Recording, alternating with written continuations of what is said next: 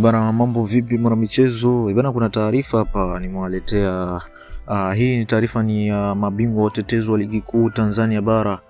Young African Sport Club imedhihirisha wazi nia yake ya kuimarisha kikosi kwa ajili ya msimu ujao kwa kuingia vitani kusaka saini ya mshambuliaji mahiri wa Singida Black Stars Jonathan Soa. Habari zinazovuja kutoka kwenye vyumba vya uongozi wa timu hiyo ya wananchi zinaeleza kuwa mabosi wa Yanga wameanza mazungumzo rasmi kwa ajili ya kumnasa nyota huyo ambaye amekuwa mwiba mchungu kwa mabeki wa timu pinzani kwenye ligi kuu bara. Soa raia wa Ghana amekuwa akionyesha kiwango cha hali ya juu tangu alipojiunga na Singida Black Stars, akifunga mabao muhimu na kuonyesha uwezo wa kipekee katika eneo la ushambuliaji.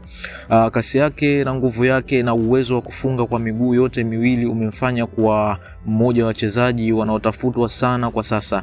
Hata hivyo, safari ya kumleta Jangwani inaonekana kuwa rahisi kama inavyoweza kuonekana. Uongozi wa Singida Black Stars umeweka wazi kuwa wapo tayari kumruhusu nyota huyo kuondoka, lakini kwa dau lisilopungua dola za Kimarekani milioni 1. Msimamo huu unaonesha jinsi gani Singida Black Stars wanavyomthamini mchezaji wao huyo na umuhimu wa kwenye kikosi chao cha Singida Black Stars. Wakati huo inaripotiwa kuwa klabu kubwa kutoka Sudan, Al Hilal, nayo imekuwa ikimnyatia Soa kwa muda mrefu na tayari walikuwa wametoa ofa ya dola za Kimarekani 750,000. Hata hivyo, ofa hiyo ilikataliwa na Singida Black Stars, ikionyesha kuwa wako imara kwenye bei walioweka. Hii ni maana kuwa Yanga Sport Club inakabiliwa na kibarua kigumu kuhakikisha inafanikisha uhamisho huu wanaohitaji kuweka mezani kiasi kinacholingana na matakwa ya Singida Black Stars ili kumshawishi Soa kuvalia jezi ya Wanajangwani. Inaelezwa kuwa uongozi wa Yanga unaamini kuwa kuongeza nguvu kwenye safu ya ushambuliaji ni muhimu kwa ajili ya kujiandaa na mashindano mbalimbali yanayowakabili msimu ujao, ikiwemo ligi kuu bara na kombe la shirikisho la Azam na michuano ya kimataifa.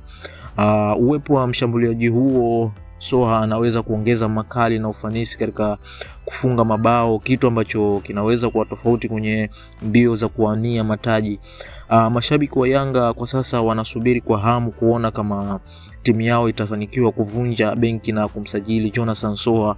Ujio wake Jangwani unaweza kuwa habari njema na kuongeza matumaini kwa mashabiki kuelekea msimu ujao, huku dirisha la usajili likiendelea na macho yote yanaelekezwa kwa uongozi wa Yanga kuona mikakati yao itafikia wapi katika kuhakikisha wanamnasa mshambuliaji huyo akitokea Black Stars.